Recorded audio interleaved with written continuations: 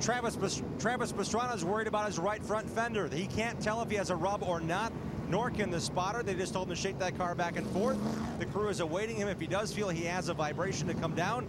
He did say after that hard on the brakes to avoid the incident on the front stretch, the car doesn't feel the same. He feels a little bit of a vibration. They're hoping that the tire doesn't rub in the right front, and they now are making the call to come in for Pastrana to fix the right front fender. Yeah, he may have flat spotted the tires as well, too, if he really jumped down on the brakes. It looks like that right front tire may have a little more camber than it started with, so there may be some of the suspension bent on the right front of that car. Pretty hard lick by the aid of Johnny Borneman. Those two cars, you see a lot of the damage to the right side of that race car. See, Daniel Suarez and David Mayhew were battling. They get together, get turned around. Daniel Suarez to the bottom of the racetrack. He was out of the racing groove. This is Darrell Wallace Jr. Remember, he said his engine just went poof. Yeah, it's not running right now. There's Travis Motley, who was on the outside. There's Travis Pastrana getting by. There's another view. It didn't look that bad, but there is a lot of damage to the right side of that 99. Here's Travis again. All of a sudden they're going to stop right in front of him. He jumps on the brakes. Johnny Borneman was going to try to go to the inside to avoid that incident, avoid Darrell Wallace Jr. Here's Travis. Jim. They're trying to stay with the right front fender. Just bang that out. They don't want to change the tire because NASCAR has a rule. If the tire's not down or flat or bent, there's a penalty if the tire is changed under this green flag condition. They can only change tires on the brake. So they wanted him to turn the tire all the way to the left, which he did, and they fixed that right front fender without changing the tire.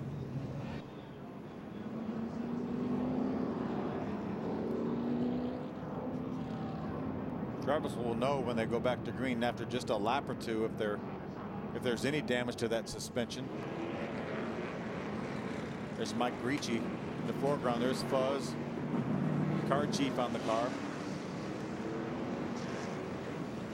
So they checked it out, took a closer look, brought him onto pit road.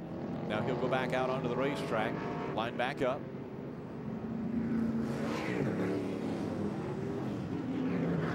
Derek Thorne has continued to dominate this race. He's led every lap, I believe. Led every lap, has been able to stay out of any problems on the racetrack. Most of it's happened right behind him. Greg Pursley back up into that second spot. Will restart on the inside. Jason Bowles has made a good charge to the front. He'll restart in third position. David Mayhew fourth. Jonathan Gomez, a good run, started back in the 14th position all the way up to 5th. 2 by 2 as they come out of turn number 4. Green flag back in the air. We're back underway. Another great restart by Derek Thorne.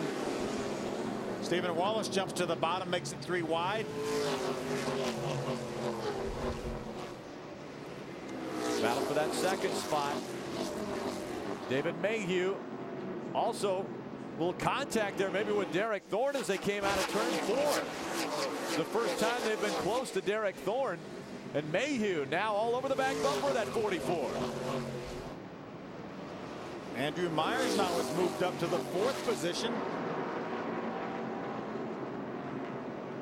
Mayhew right on the back bumper of the 44 of Derek Thorne. David Mayhew had a great year last year. He won the west portion of the race in Iowa, finished second in the points to Eric Holmes. Mayhew growing up on short tracks was the 2004 Mesa Marin track champion. Got his feet wet last year a little bit in the Camping World Truck Series, had some nice runs.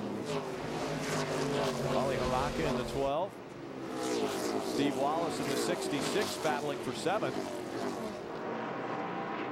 DJ Kennington in the 17 just behind Wallace. Wally Rock has one of the composite bodies, one of the 4 or 5 composite bodies in the field. It's another direction, a cost-saving move that this series is taking, and they give you an option of running a composite body instead of an all-steel body, which the majority of the cars have. Borneman and Luis Martinez Jr. This 06 of Luis Martinez Jr. and Borneman in the 8 side-by-side. That's DJ Kennington in the white car right behind Stephen Wallace. That's another car out of the Bill McAnally stables. That's actually that 17 car is the car that Michael Waltrip drove at Phoenix last November to a second place finish in the West Series race.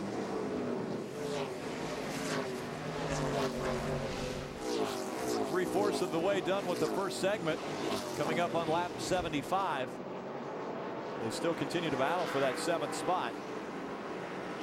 Paulie Rocca trying to make the bottom of the racetrack work. Really challenging to try to make that pass down there. It's so inviting. There's so much room down there, but you don't have the bank to hold that car. Michael Self a little bit slow now as Travis Pastrana looks to the inside.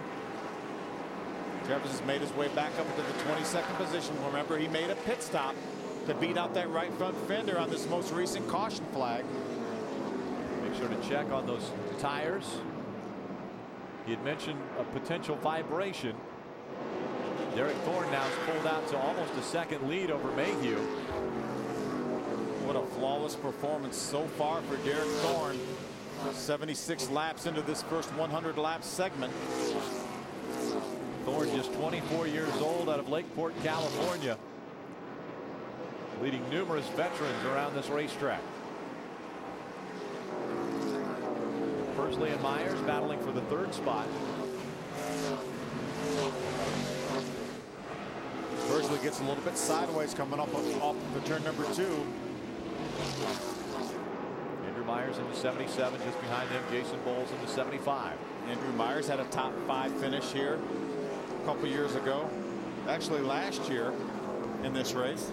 Fensler, the rotors glowing on that number 50, making his way by Dale Quarterly. He's made his way all the way back up in this battle for the 11th position. How about Dale Quarterly? Won the last chance race. That's Johnny Boardman, the 8 car in front of Dale Quarterly.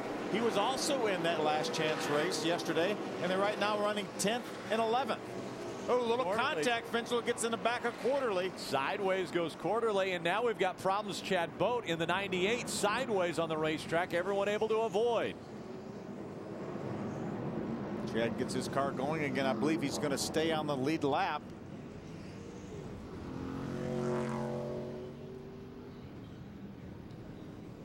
Twenty more laps till the end of this first segment. A lot of crew chiefs are counting those laps down, wanting to get their hands on these race cars to make adjustments.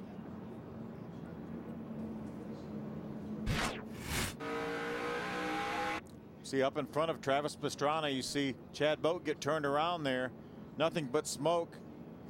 Matt Crafton helps Travis guide him through there.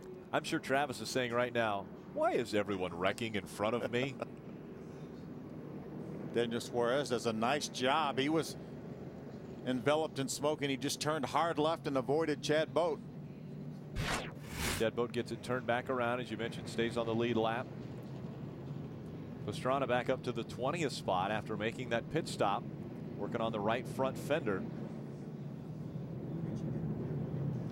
Derek Thorne has been dominant with just 19 laps remaining. Mayhew, Persley, Myers, and Bowles, your top 5. Steve Wallace running in the 7th spot. Paulie Haraka 8th. Let's see if we can make contact with Travis Pastrana. I've been getting so focused on you, I'm not paying attention who's in front of you or behind you. That's Matt Crafton.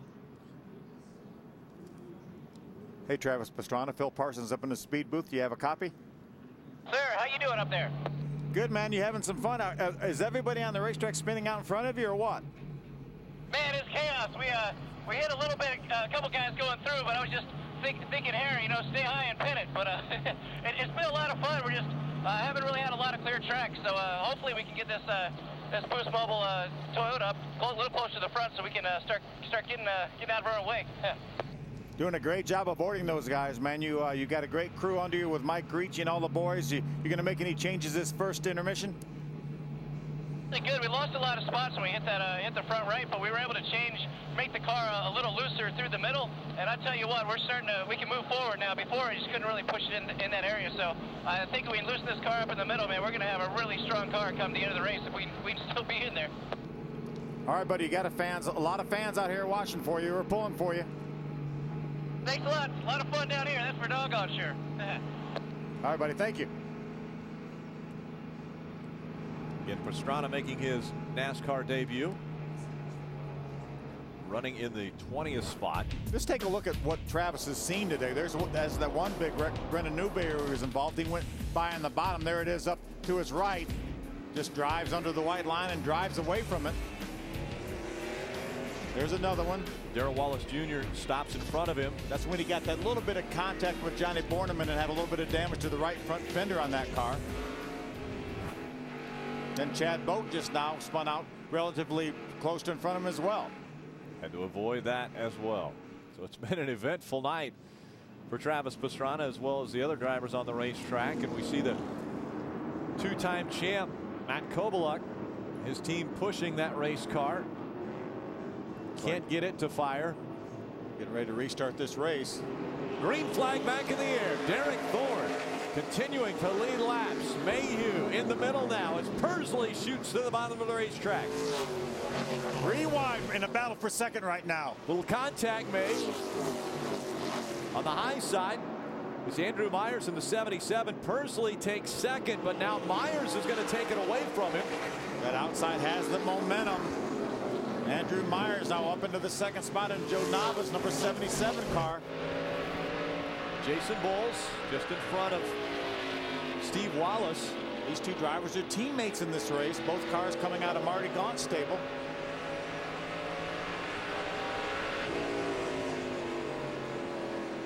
We're hearing that Andrew Ranger going to be penalized for passing before the start. There's DJ Kinnick in the 17 car. He has a good run going early. He's side by side with Paulie Haraka. Pretty wide back behind the pack. It's the 21 of Michael Self.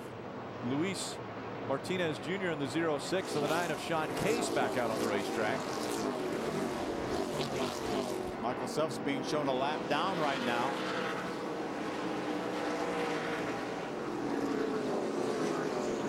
They continue to run 3 wide. Sean Case, the 9 on the outside. Martinez, his teammate in the middle. Case scored in the 14th position even after the damage and the wreck that he was involved in. That's Jason Fentel of the 50 car. Remember, he was battling for the second spot with Darrell Wallace Jr. when Lucas Lassier got turned around right in front of them. Trying to get by Johnny Borneman in the 8 now.